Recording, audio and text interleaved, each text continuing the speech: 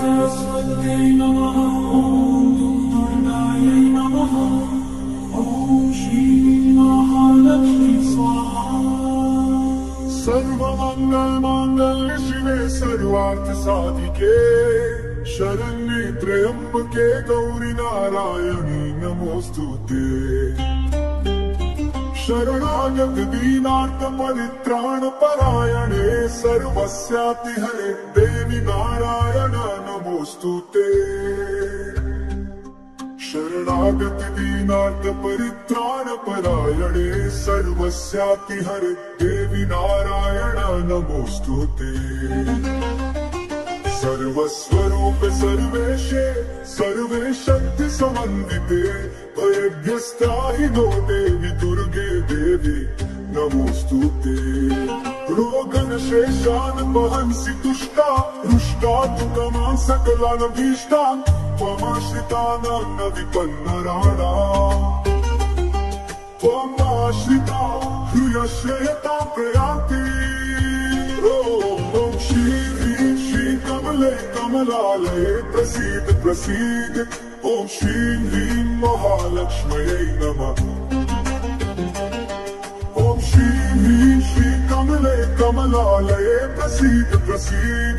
ॐ श्रीं ह्रीं महालक्ष्म्यै नमः।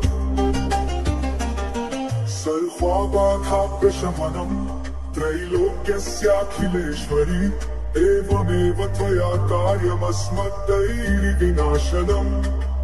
सर्वबाधा विनिर्मुक्तो धनधान्यसुतान्वित मनुष्यो मत्प्रसादेन भविष्यति न संशयम्। जयति मंगला काली भद्रकाली कपालिनी दुर्गा शिवा क्षमा धात्री स्वाहा स्वधा नमोस्तुते। जयन्ती मंगला काली भद्रकाली कपालिनी दुर्गा शिवा क्षमा धात्री स्वाहा स्वधा नमोस्तुते।